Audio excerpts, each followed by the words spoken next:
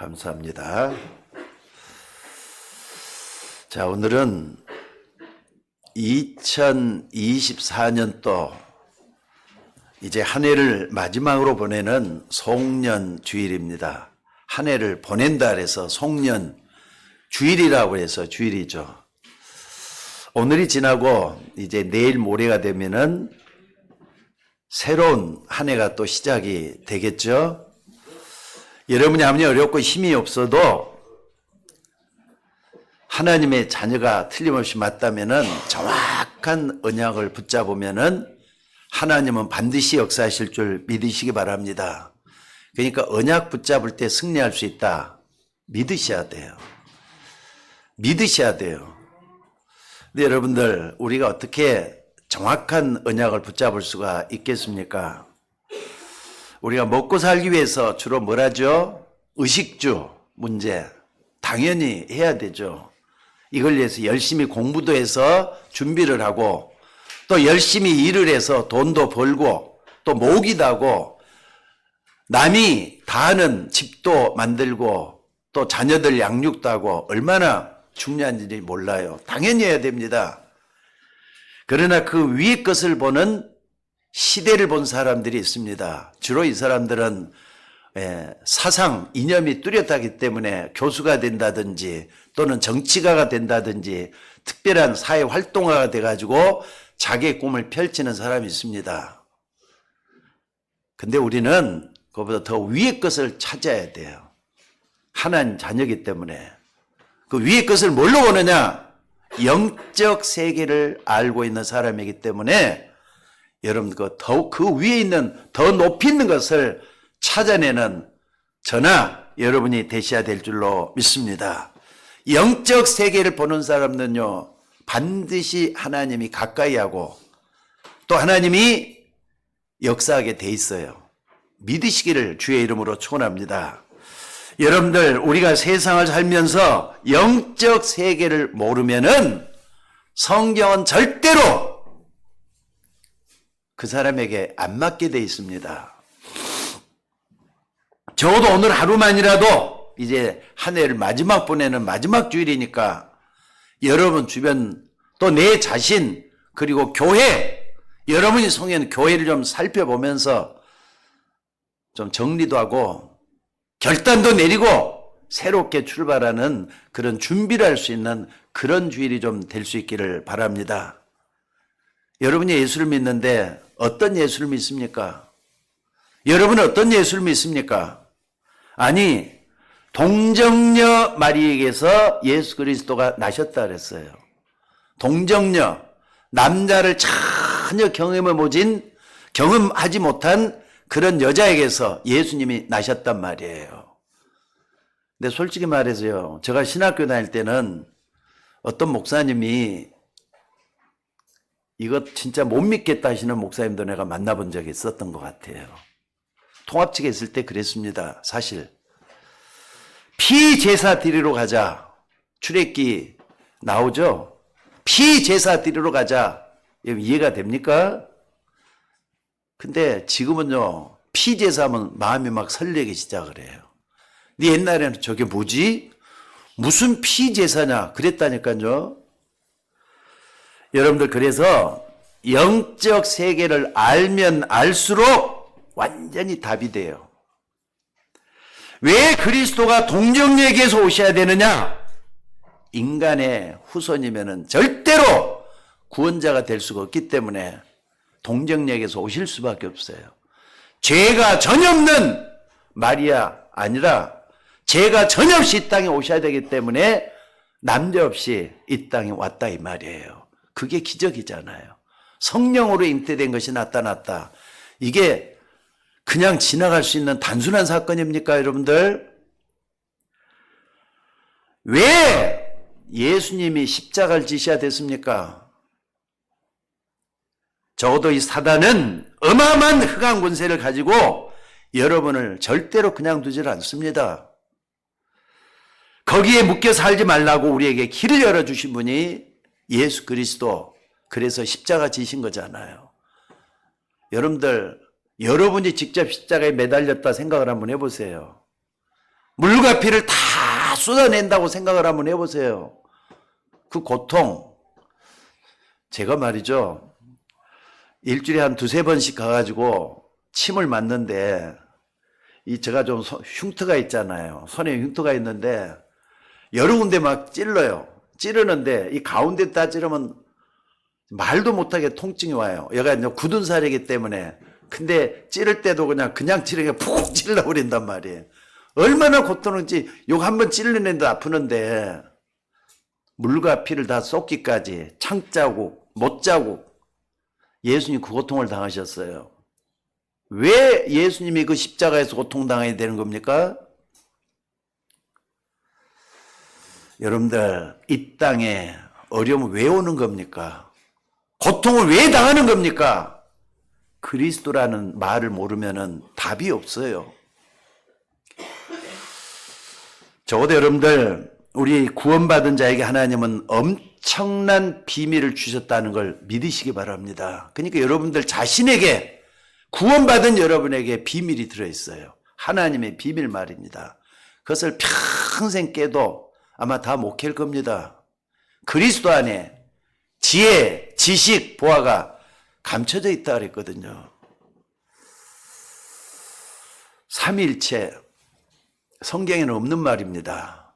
성경에는 삼위일체라는 말이 없거든요. 근데 성경을 다 연구를 해보면은 하나님은 삼위일체 하나님이 맞아요. 그러니까 여러분들 성삼위 하나님, 성부 하나님, 성자 예수님, 성령 하나님 이 세 분을 우리는 삼위일체 하나님이라고 불러요. 신학적으로 부르는 명칭입니다. 성경에는 없어요. 그런데 하나님은 지금도 말씀으로 역사하고 계시잖아요. 눈에 안 보이기 때문에 형체가 우리 인간처럼 생기질 않았기 때문에 영으로 계시는 그 하나님은 말씀으로 성부 하나님이 역사하고 계셔요.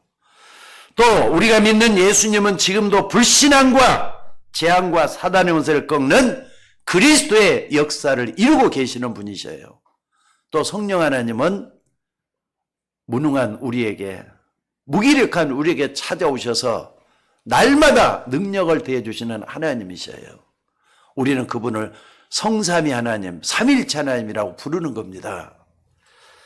여러분들 우리의 배경이 또 하늘 보좌인데 우리가 가는 곳마다 하나님은 우리를 도와주기 위해서 천군 천사를 보내셔요. 믿으셔야 돼요. 여러분들 배경이 뭐냐? 하늘 보좌가 여러분의 배경이에요. 천군 천사들이 나를 돕고 있다는 걸 믿으셔야 돼요. 이렇게 말씀에서 영적인 세계를 알면 알수록 여러분의 삶은 완전한 답을 얻게 되는 줄 믿으시기 바랍니다. 문제는 이걸 모르니까 지금 미국이나 가까운 일본처럼 그렇게 문명 문화가 발달돼 갖고 있으면서도 불구하고 정신병 환자들이 말이 계속 늘어나요. 여기저기서 말이죠. 암울한 삶을 사고 있는 사람 계속 늘어나요. 지금도 나는 이제 뭐 내년에 좀 가려고 하다가 그럼 좀 뒤로 미루고 말았습니다만은 몇 년 전에 미국을 가보니까 미국이 잘 사는 선진국이잖아요.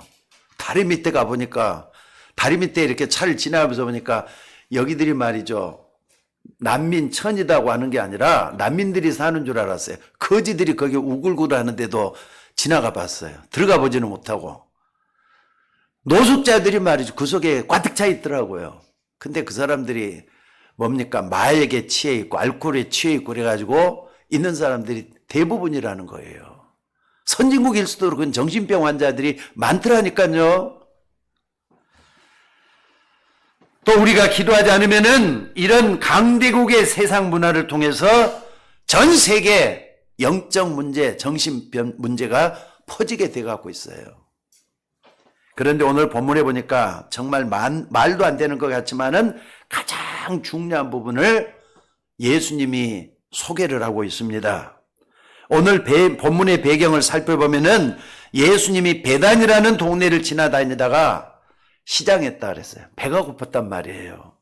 가시는 길에 잎사귀가 무성한 무화과 나무가 있었는데 열매를 찾았는데 가서 보니까 열매가 하나도 없었어요. 근데 성경은 아주 중요하게 기록을 해요. 그때가 언제냐? 무화과 나무 철이 아니에요. 그러니까 무화과 열매가 나는 철이 아니란 말이에요. 그러니까 당연히 열매가 없는 건 당연한 거잖아요. 그런데 예수님께서는 열매가 없다고 그 무화과 나무를 저주했어요. 무화과 나무가 없다고 저주를 해, 열매가 없다고 저주를 했단 말이에요.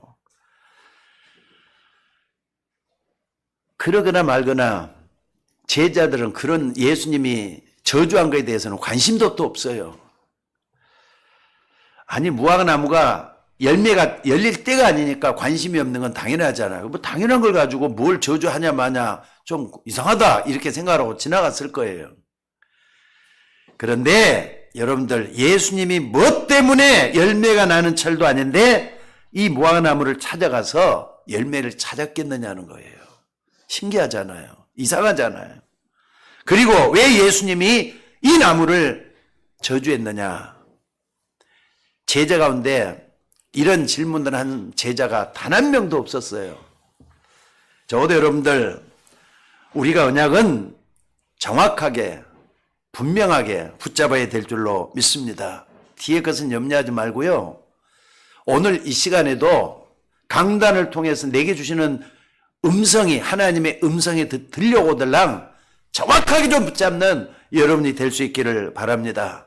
정확한 언약을 붙잡으면 거기에는 하나님의 역사가 반드시 일어나게 돼 있는 줄로 믿습니다. 그래서 제자들이 갔다 오다 보니까 예수님이 저주하는 그 무화과 나무가 말라 있었다 그랬어요. 말라 있었다 그랬어요. 그때서야 제자가 저 무화과 나무가 진짜 말랐네.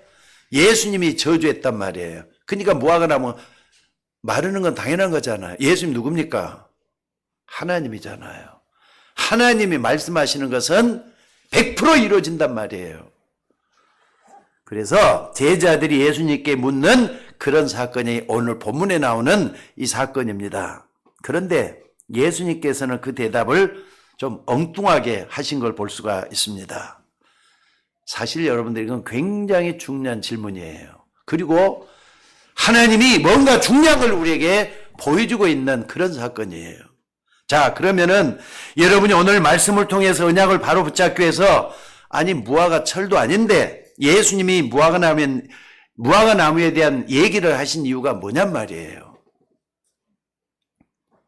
분명히 제자들은 질문을 했어야 됐어요. 아니 왜 무화과 철도 아닌데 무화과 나무를 저주하셨습니까? 예수님께 질문을 해봐야 됐어요. 이 무화과 나무는 이스라엘 나라를 상징하는 겁니다. 제일로 중요한 게 이 부분이에요. 이 무화과 나무는 이스라엘 나라 전체를 상징하고 흥망성쇠를 상징하고 있는 그런 나무였다 이 말입니다.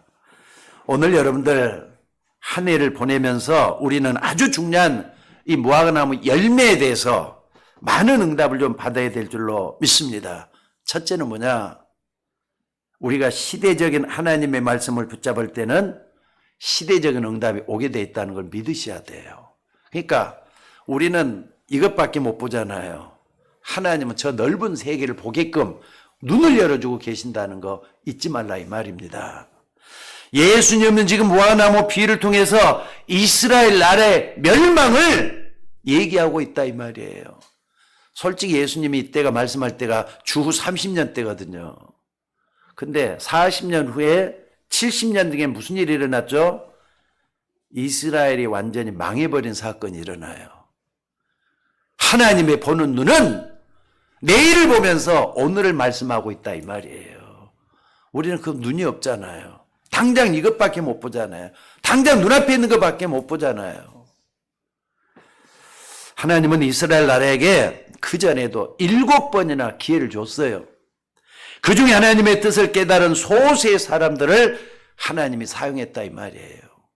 오늘도 하나님 말씀이 증거되고 있지만은 깨닫는 분도 계시고 또 그냥 지나 흘러 들어가는 분도 계실 겁니다. 만약에 여러분들이 말씀을 딱 붙잡았다, 하나님 그분을 사용하실 수밖에 없어요. 이스라엘이 노예가 되어버렸을 때 하나님은 시대적인 메시지를 붙잡았던 모세를 통해서 출애굽의 어마어마한 기적과 영광을 나타내시고 이스라엘을 노래에서 해방시켰잖아요. 시대적인 언약을 누가 붙잡느냐? 모세가 붙잡았어요. 출애굽의 기적이 일어났단 말이에요. 오늘 한 해를 맞아 보내는 송년주일인데 하나님 주시는 시대적인 메시지를 여러분들이 좀 붙잡을 수 있는 여러분들 되시기를 바랍니다. 그리고 그 중간중간에 예수님이 이렇게 질문을 했어요. 설명을 했어요. 마가복음 11장 15절에도 보니까 예수님은 성전에서 돈을 바꾸고 비둘기 파는 사람들의 의자를 둘러엎었다 그랬어요. 왜 성전에서 비둘기를 팔고 있느냐 이거예요. 예배드려야지. 하나님을 향해서 정말로 기도해야지. 그걸 버리고 팔고 사고 있는 이들을 향해서 성을 둘러엎었다 이 말이에요. 또 예루살렘 성전에 대해서는 뭐라 그랬느냐? 성전의 돌 하나도 돌 위에 남지 않고 다 무너질 것이다 예언도 하셨어요. 돌 하나도 돌에 남지 않고 성전이 무너질 것이다. 여러분이 하나님 말씀이잖아요. 자, 따라서 한번 해봅시다. 하나님의 말씀은 99%가 아니라, 따라서 해보세요. 하나님 말씀은 99%가 아니라 100% 이루어진다. 믿으셔야 돼요. 하나님이 말씀한 것은 떨어졌다면 그대로 이루어지는 거예요. 예수님이 이 땅에 오셔서 이스라엘 백성 앞에서 이런 이스라엘에 대한 시대적인 메시지를 여러 군데에서 여러 번 증거하셨습니다. 오늘도 예수님이 무화과나무에 대한 비유를 통해서 영원한 마지막 기회를 말씀하고 계셨다 이 말입니다. 이게 중요하잖아요. 여러분이 언약을 정확하게 붙잡으면 그 언약 따라서 모든 것이 따라서 오게 돼 있다는 걸 믿으시기 바랍니다. 그러니까 구약 시대도 여호와께서 모세에게 말씀하시니라. 그 모세에게 말씀하면 다 이루어졌어요. 여호와께서 예레미야에게 말씀하시니라. 이사야에게 말씀하시니라. 호세아에게 말씀하시니라. 하나님은 선지자를 통해서 계속 말씀했던 것들이 그대로 다 이루어졌어요. 100%입니다. 그래서 100%이기 때문에 절대 언약, 절대 성취 이런 말씀을 쓸 수가 있는 겁니다. 또 하나님은 이사야에게 이렇게 말씀하셨습니다. 지붕 위에 올라가서 말해라. 높은 산에 올라가서 말해라. 풀은 마르고 꽃은 시들어도 여호와의 말씀은 영원히 서리라고 말해라. 하나님의 말씀은 반드시 이루어진다. 이걸 선포하라는 거예요. 여러분, 그렇기 때문에 이 무화과나무의 열매에 대한 이 부분은 굉장히 중요한 메시지입니다. 하나님은 시대시마다 이 시대에 주시는 정확한 언약을 붙잡았던 사람을 통해서 역사를 일으키셨다는 거 잊지 마시기 바랍니다. 이제 한 해를 마감하면서 시대적인 메시지 꼭 좀 붙잡으라 그랬어요. 여러분들도 오늘 내게 주시는 송년의 메시지가 뭔가를 좀 생각을 한번 해보셔요. 모세가 붙잡았던 그 응답, 그리고 그 영원한 메시지를 발견하고 그 영원하게 정확하게 그 언약을 붙잡는다면은 그 응답은 여러분에게도 오게 될 줄로 믿습니다. 그런데 불행한 것은요, 이스라엘이 몇 번씩이나 이렇게 말씀했는데도 깨닫지를 못했다는 사실이에요. 자, 두 번째로 이렇게 무화과나무를 저주하셔놓고는 예수님은 완전히 엉뚱한 얘기를 하셨어요. 뭐라 그랬느냐? 하나님을 믿으라 그랬어요. 아니, 그러면 지금까지 이스라엘 백성들이 하나님을 안 믿었단 말입니까? 근데 그 자리에서 하나님을 믿으라 그래 놓고는 뭐라 그랬느냐? 너희들이 믿음이 있으면은 이 산을 향하여 옮겨서 들어서 바다에 던져지라 해도 그대로 될 것이다. 아니, 여러분들, 그래도 그렇지 하나님을 믿으라 그래 놓고 산을 옮겨서 바다에 던지면 그대로 던져질 것이다. 믿어져요? 엉뚱한 말씀을 이렇게 하시잖아요. 이 말씀이 무슨 의미입니까? 여러분, 아무리 하나님을 믿어도 그렇지 산을 들어서 바다에 옮겨주라. 그게 말이 되느냐 이 말이에요. 근데 사실은 이 말씀이 한 군데만 했으면 고개를 갸우뚱하고 지나갈 수가 있습니다. 근데 마가복음만 있는 게 아니에요. 마태복음에도 누가복음에도 똑같이 다른 의미로 또 말씀이 나와요. 마태복음 17장 20절에 보니까는요, 이 산을 향하여 여기서 저기로 옮겨지라면 옮겨질 것이요 또 너희가 못할 것이 없을 것이다. 또 누가복음 17장 6절에도 너희에게 겨자씨 하나일 만한 믿음이 있었더라면 이 뽕나무들어 뿌리가 뽑혀 바다에 심겨지라 하였을 것이요 그것이 너희에게 순종하였으리라. 믿음이잖아요. 믿음으로 된다 이 말이고 믿음만으로 된다 이 말이잖아요. 근데 이게 예수님 계실 때뿐만 아니라 구약의 이사야서에서도 이런 말씀이 나와요. 돌을 제하고 높은 산을 없애고. 어떻게 높은 산을 없앱니까? 아니요, 높은 산을 어떻게 없앱니까? 구약에 이런 말씀이 많이 나온다니까요. 여러분, 이게 엉뚱한 얘기 같습니까? 예수님 구약시대는 하나님이 이런 말씀을 자주 하셨다 이 말이에요. 자, 그러면은 이 말씀이 무슨 말입니까? 적어도 우리는 연약한 존재고 능력이 한계가 있기 때문에 제한적 존재이기 때문에 우리는 하나님 일을 할 수가 없습니다. 여러분, 우리 힘으로 어떻게 하나님 일을 합니까? 교회를 우리가 어떻게 우리 힘으로 교회를 세우고 교회를 만들어갈 수가 있습니까? 하나님 일도 우리 마음대로 할 수가 없다 이 말이에요. 그런데 하나님은 우리의 일을 할 수가 있다 이 말이에요. 하나님은 우리의 일을 할 수가 있다 이 말이에요. 우리는 불가능하지만은 하나님께는 가능하다 이 말이에요. 맞으면 아멘 하시기 바랍니다. 하나님은 할 수 있잖아요. 하나님은 불가능이 없잖아요. 그 말씀을 지금 하고 계시는 거예요. 산도 옮길 수가 있다. 내가 믿으면은 그대로 되리라. 아, 목사님, 나는 믿음이 없어서요.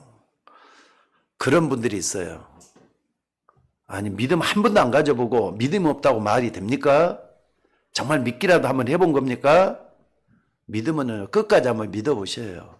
기적을, 나에게 하나님의 기적이 나타날 때까지 꼭 한번 끝까지 믿어보시라 이 말이에요. 근데 신기한 것은요, 제가 70평생 사는 동안에 하나님은 이제 더 이상 나는 못 믿겠다, 끝이 여기다 할 때 꼭 그때 역사했던 걸 나는 체험을 했어요. 그러니까 믿음의 끝이 어디냐 이 말이에요. 끝까지 한번 믿어보라 이 말이에요. 여러분이 하나님의 언약을 붙잡고 기도했다면은 그것은 반드시 응답되게 돼 있다는 걸 믿으시기 바랍니다. 한 해의 끝자락까지 왔는데 오늘 송년주일의 말씀을 통해서 여러분 인생을 바꾸는 그런 길 한번 만들어 보시기를 바랍니다. 사실 그렇잖아요. 우리가 너무 가난한 것도 좀 비참한 거예요. 바꾸는 기회가 좀 되져야 되지 않겠습니까? 우리가 사업이 안 된다. 언제까지 이렇게 말씀을 하렵니까? 바꾸는 기회를 만들어 보셔야 돼요. 그거 가지고 여러 사람 앞에서 내놓을 만한 자랑거리가 아니라 이 말입니다. 바꾸는 기회가 되져야 된다 이 말이에요. 나는 능력이 없다. 자랑거리 아니라니까요. 하나님 능력이 있는데 나는 능력이 없다. 바꾸는 기회를 가져봐야 돼요.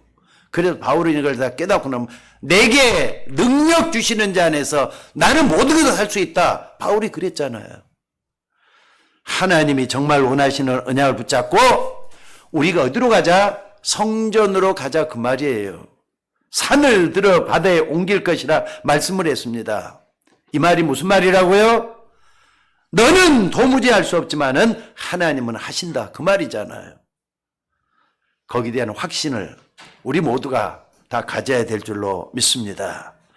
다시 한 말씀드립니다. 여러분이 시대적인 언약의 메시지를 붙잡으면은 여러분도 시대적인 그 응답을 받게 될 줄로 믿습니다. 그러니까 여러분이 하나님 주시는 절대 언약을 붙잡으면은 나에게 절대적인 응답이 오게 될 줄로 믿습니다.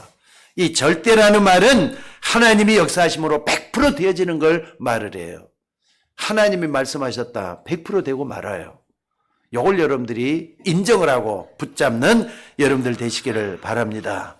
그리고 예수님 마지막으로 난데없이 얘기를 한 게 있습니다. 뭐라 그랬습니까? 끝에 보니까 서서 기도할 때 아무에게나 협의가 있거든 용서해라. 그래야 하늘에 계신 너희 아버지께서도 너희의 허물을 사하여 주시리라. 여러분 이게 무슨 상관이 있습니까? 상황 파악이 제대로 잘 안 된 사람은요, 이거 아무 상관이 없는 것처럼 보이지만은 예수님은 이런 얘기를 마태복음 6장에서도 또 하셨어요. 이미 하셨어요. 형제의 죄를 용서해 준 것처럼 너희 죄를 사하여 주옵소서. 이렇게 기도하라고.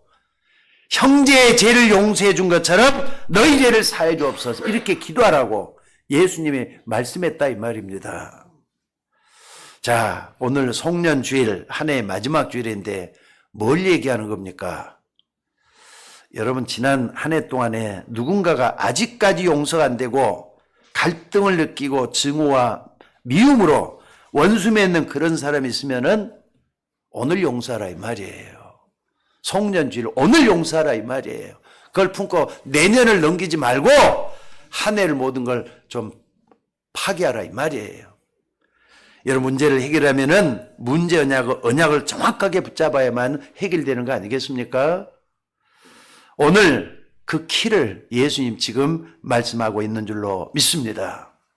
하나님의 은혜를 너무 많이 받은 사람이 있어요. 근데 그렇게도 하나님의 은혜를 많이 받은 사람이 다른 사람이 허물이 있는데 그걸 용서하지 못한다면은 문제 해결 절대로 안 될 겁니다. 혜택을 많이 입은 사람일수록 오히려 더 감사해야 되고 겸손해야 되는데 그렇지 못한 사람은 위선주의가 되는 거잖아요. 여러분들, 하나님의 은혜를 얼마만큼 받았습니까? 여러분, 하나님의 자녀라는 확신을 어떻게 가지고 있습니까? 예수님이 마태복음 18장에 이런 비유를 들었어요. 1만 탈렌트의 빚진 자가 있다. 이거 어떤 사람에게 1만 탈렌트를 빚을 졌나 봐요. 근데 여러분, 1만 탈렌트, 나는 요번에 설교 준비하면서 알았는데 탈렌트다 그러니까 화폐 단위기는 화폐 단위인데 얼마나 큰지를 모르잖아요. 한번 찾아봤어요. 그랬더니 1만 탈란트가 얼마나 되느냐, 물론 지역에 따라서 차이가 있지만은 약 금으로 말이죠, 34.3kg 정도 되는 금의 가치가 있는 거래요. 34g, 34kg. g도 아니에요. 킬로그램이에요. 그러니까 34kg이면은 우리 예성이가 몇 킬로 되죠 지금? 13kg. 그럼 2배 정도 되는 거란 말이에요. 금으로 그 정도 되는 가치가 1탈란트예요. 그러니까 1탈란트. 화폐 단위란 말이에요. 그러니까 한 달란트는 6,000데나리온이에요. 데나리온이 어느 정도냐? 노동자 하루 품삯 정도 돼요. 그러니까 10만 원 정도, 노동자 하루가 좀 요즘 뭐 10만 원이 넘잖아요. 근데 10만 원이라고 쳤을 때 6,000일을 일을 해야만이 벌 수 있는 가치가 1만 탈렌트, 뭡니까? 1탈렌트란 말이에요. 거기다가 만 탈렌트, 거기다 또 한번 곱해보세요. 대충 해보니까 얼마나 나오냐? 6조 원 정도가 돼요. 6조 원 정도. 6조 원 정도. 그런데 이것을 베드로가 예수님께 어떤 질문을 했느냐? 형제가 내게 죄를 범하면 몇 번까지 용서하리까? 이 질문을 했을 때 예수님이 주신 답이 1만 달란트 빚진 자에 대한 얘기를 하셨거든요. 그러니까 이 사람이 노동을 해서 그걸 갚는다는 건 완전 불가능한 거잖아요. 6조 원을 어떻게 갚아요? 노동을 해가지고. 평생을 갚아도 못 갚는 거 아니에요? 도무지 갚을 길이 없어서 주인이 이 사람을 불러다가 얘기를 했어요. 내가 내게 진 1만 달란트 빚을 다 그냥 탕감을 해주겠다. 이렇게 얘기를 한 거예요. 얼마나 감사할 일이에요. 그 은혜 갚을 길이 없는 거 아니에요?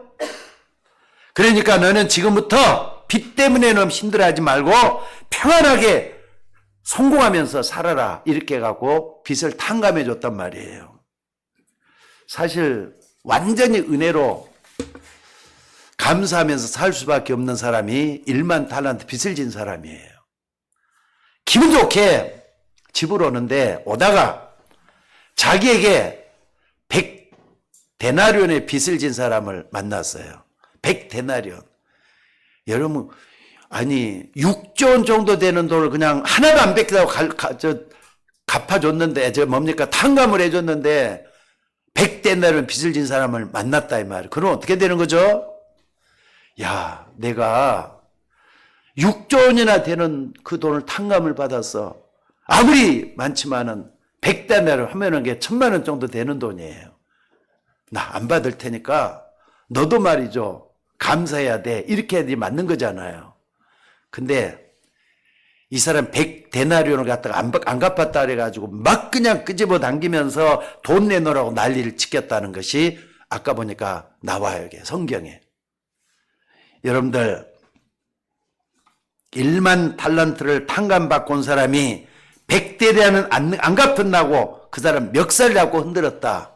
근데 탕감해준 그 주인이 그걸 딱 그 얘기를 들었단 말이에요. 그러니까 그 사람을 그냥 불러다가 뭐 했느냐.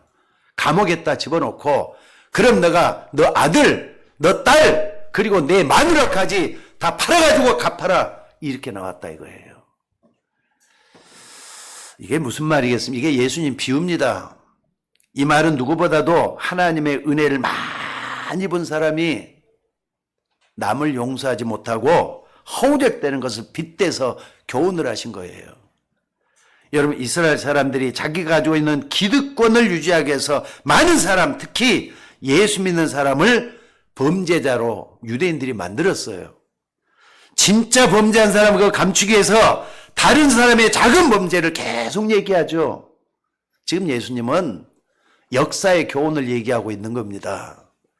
100데나리온과 1만 달란트의 이 화폐 가치를 한번 비교 한번 해보세요. 우리가 하나님께 입은 구원의 은혜가 얼마나 큰지, 여러분 구원의 은혜가 얼마나 큰지 그 가치를 환산해 보셨습니까? 예수님이 1만 달란트의 가치를 비유가지고 말씀을 하고 있어요. 근데 우리가 용서하지 못하는 그 사람이 100데나리온의 가치로 표현을 하고 있어요. 1만 달란트, 100데나리온 비교가 됩니까 안 됩니까? 1000만 원, 6조 원 비교가 돼야 안 돼요. 이걸 유대인들이 그랬고요. 로마 카톨릭이 그랬고요. 지금도 교회에 다니고 있는 우리들의 모습이 그랬다 이 말이에요. 지금 자기들의 어마어마한 허물을 감추기 위해서 유대인들은 예수님을 십자가에 못 박았습니다. 또 로마 카톨릭은 구원의 진리를 규명해서 천주교의 부당함을 전 세계에 알려서 성경을 번역했던 말틴 루터를 이단으로 정죄했어요. 한마디로 무슨 말씀입니까? 여러분의 형제들, 여러분의 자매들의 죄를 용서해라. 그래야 하나님 내 죄도 용서해 주신다. 그 말이잖아요. 행동이 따르지 않은 믿음은 소용이 없다. 이 말이잖아요. 이제 한 해를 보내면서 마지막으로 하나님 주시는 메시지가 이겁니다. 여러분 한 해의 끝자락에 정말 여러분 마음속에 용서가 안 되는 사람이 있습니까? 저도 사실은요 목사지만은 이런 사람이 딱 2사람이 있었어요. 이 몇 사람이 걸리더라고요. 많은 걸 생각하게 해요. 많은 걸 생각하게 해요. 용서 못할 사람이 여러분에게 있다면은 여러분은 내가 받은 하나님의 은혜를 한번 헤아려 보셔요. 내가 구원의 가치를 어떻게 얼마만큼 알고 있는 건가? 내가 정말 구원받은 게 맞는가? 한번 확인 한번 해보셔요. 여러분은 구원받은 하나님의 자녀가 맞습니다. 내가 받은 구원의 은혜, 하나님의 자녀된 이것이 얼마나 큰지를 상상해 보라 이 말입니다. 1만 달란트는 여러분이 받는 구원의 가치가 얼마나 큰지를 상징적으로 보여주는 수치가 될 뿐입니다. 그런데 감당할 수 없는 큰 죄에서 구원을 받은 나는 오늘의 현실에서 나에게 조그마한 빚을 지고 있는 그 사람을 얼마나 용서하면서 살고 있느냐 이 말이에요.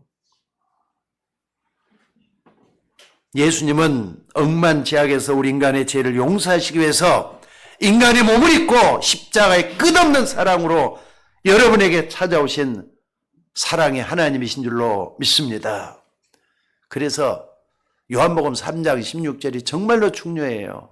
하나님이 세상을 이처럼 사랑하사 독생자를 주셨으니 이는 저를 믿는 자마다 멸망치 않고 영생을 얻게 하려니라. 예수님이 이 땅에 성탄하셨잖아요. 성탄절로 오셨잖아요. 예수님 이 땅에 뭐하러 오신 겁니까? 십자가에 죽으러 오신 거잖아요.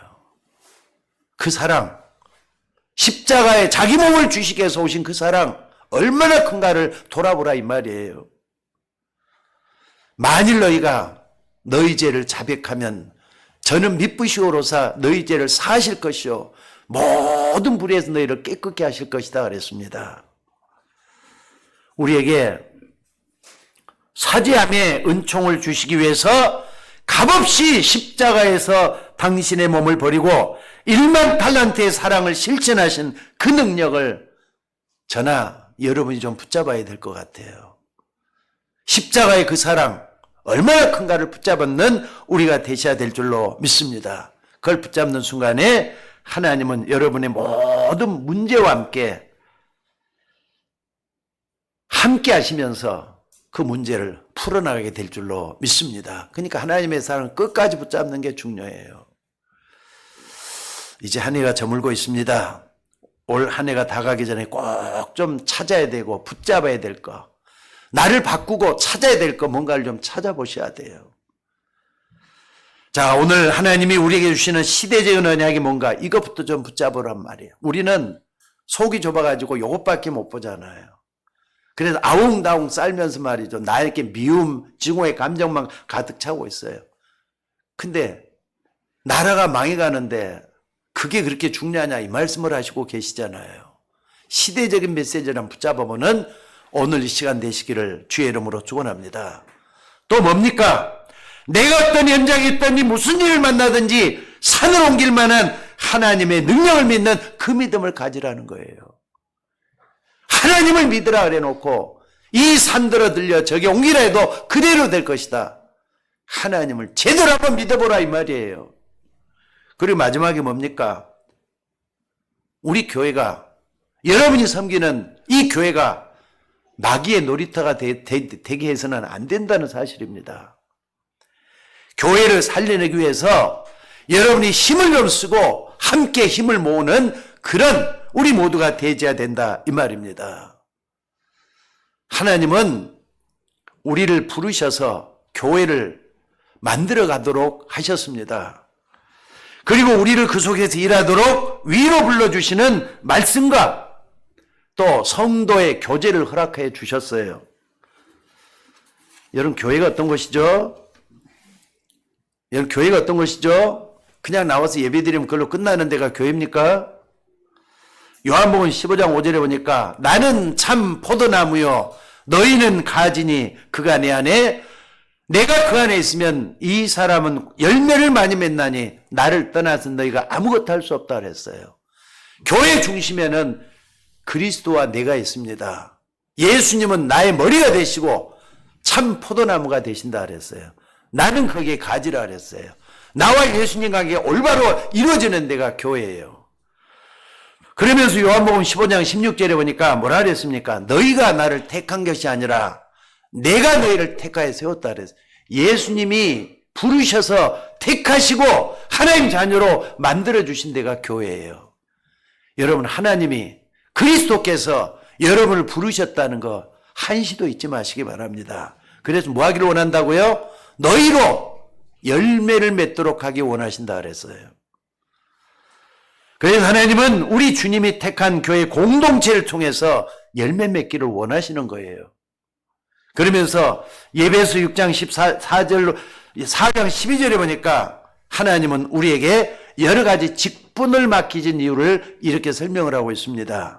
이는 성도를 온전케 하며 봉사의 일을 하게 하며 그리스도의 몸을 세우려 하심이라 그랬어요. 교회는 그의 몸이라 그랬잖아요. 그리스도의 몸을 세워간다 이 말이에요.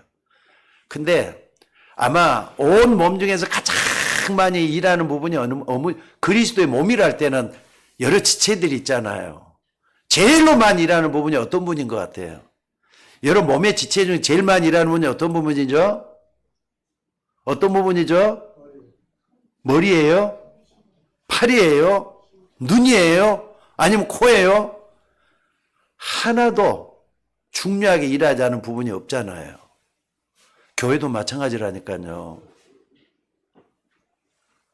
그래서 에베소 4장 15절 16절에 보니까 교회 머리는 그리스도라고 했습니다. 그러면서 그에게서 온 몸이 각 마디를 통해서 도움을 받으러 연결되고 결합해서 각 지체의 분량대로 역사해서 그 몸을 자라게 하며 사랑 안에서 스스로 세워나간다 그랬어요. 이게 바로 교회입니다. 온 몸은 각 마디마디를 통해서 세워진단 말이에요. 이런 것들이 있어서 상합하고 서로 연결돼 한 몸을 이룬다고. 이게 교회라니까요, 여러분들. 그러니까 여러분들, 교회라는 것은요, 나만을 위해서만 있는 데가 아닙니다. 나 혼자만 구원받고 천국 가는 데가 교회가 아닙니다. 교회는 나도 있고 너도 있고 우리가 있는 데가 교회예요. 그러니까 교회는 머리 대신 그리스도를 중심으로 해서 각 지체된 성도들, 구원받은 하나님의 사람들이 모여서 하나님을 향하여 마음을 모아서 함께 예배드리는 데가 교회예요. 또 뿐만 아니라 유기적으로 서로 돕고 교제하고 하나님의 목적을 위해서 교육하고 전도와 선교를 위해서 온 힘을 모으라고 만들어주신 하나님의 공동체가 교회라 이 말입니다. 그래서 하나님이 그토록 소원했던 부활 메시지, 그게 전부 다 전도하고 선교라는 거잖아요. 그걸 위해서 온 몸을 만들어주시는 하나님의 공동체가 교회란 말이에요. 그래서 서로를 통해 참으로 같이 기도하고 받기도 하고 영향을 주는 데가 교회예요. 그럼 여러분들이 나 혼자만을 위하는 데가 교회가 아니고 서로를 위해서라 그랬어요. 내가 저 사람에게 영향을 줄 수도 있지만은 저 사람 때문에 내가 영향을 받을 수 있는 데가 교회잖아요. 여러분 생각을 한번 해보세요. 내가 영향만 받기만 한다? 또 내가 영향을 주기만 한다? 그게 아니라 서로 영향을 주고받는 데가 교회란 말이에요. 나 때문에 좋은 영향도 줄 수가 있지만은 나 때문에 나쁜 영향도 줄 수가 있는 데가 교회란 말이에요.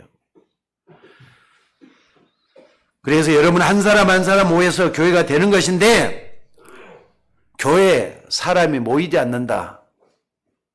그 교회가 어떻게 될 것 같습니까? 여러분 교회가 사단의 놀이터가 되면 되겠습니까?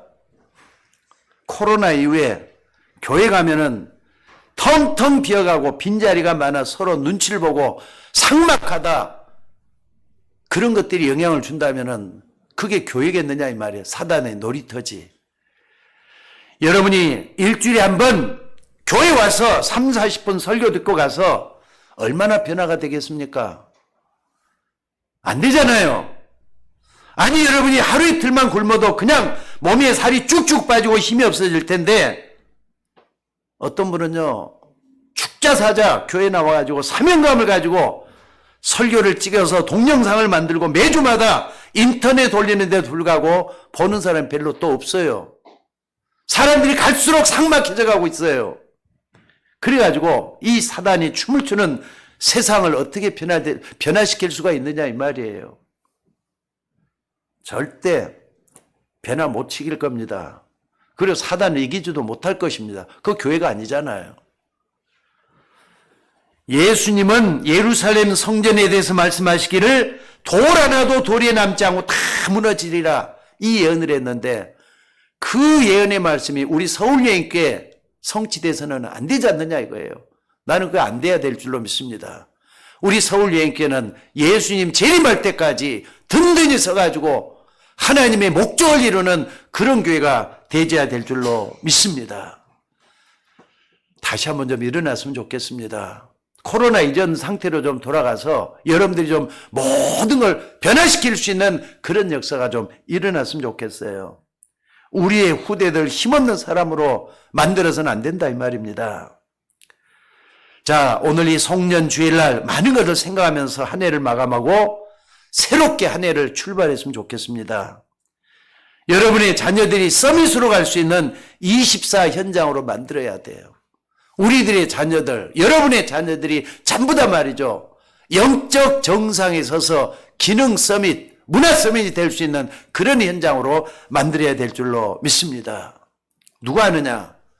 여러분과 저가, 아니 우리가 그런 교회를 좀 만들어 가야 된다 이 말이에요. 여러분들이 일어나서 우리의 후대들에게 어떻게 내가 받은 이 복음, 내가 체험하고 어떻게 전달할지를 알려줄 수 있는 사랑의 사도가 여러분이 되어야 되지 않겠습니까? 오늘 여러분들 송년주일에 우리는 하나님이 정말 원하시는 그런 교회가 우리 교회가 됐으면 좋겠어요. 열매 없는 무화과나무를 저주하신 우리 주님이 우리 교회의 미래를 축복할 수 있도록 정말로 교회된 여러분들이 먼저 겸손하게 나를 돌아보고 우리 모두가 다 함께 세워나가는 우리 교회가 되어야 될 줄로 믿습니다. 예루살렘 성전을 쳐다보면서 예수님은 울었다 그랬거든요. 예루살렘아 예루살렘아 돌 하나도 돌에 남고 무너지리라고 말씀했어요. 그대로 두면은 우리 교회도 무너지고 말 거예요. 성전 모퉁이 돌이 대신 예수 그리스도십니다. 그분은 지금도 살아계시되 영원히 우리와 함께 하시는 주님이셔요. 우리는 주님 때문에 다시 일어나야 될 줄로 믿습니다. 그래서 교회를 살려놓고 우리가 되어야 돼요. 어떤 때 보면요, 목사인데도 지칠 때가 있습니다. 부끄러운 얘기입니다만은 그때가 딱 되면은요 너무 힘들 때가 있어요. 목사에게 좀 힘 좀 주시고 여러분들도 같이 예배 다 나오셔서 같이 교회를 살려가는 우리가 되는 것이 하나님이 원하는 것이라는 거 잊지 마시기 바랍니다. 근데 중요한 것은요, 지금 이 땅에 많은 교회들이 다 똑같더라고요. 우리 교회만 이런 게 아니었더라고. 잘 이렇게 확인을 해보니까 교회마다 문제가 다 있어요. 코로나 이후에 이상한 풍속도가 변해져 갖고 있어요. 하나님의 영광, 큰 영광을 돌리는 우리 서울여인교회가 되도록 한 해가 다 가기 전에 나를 좀 정리하고 하나님 앞에 열심을 내는 우리가 될 수 있기를 주의 이름으로 축원합니다. 기도하도록 하겠습니다.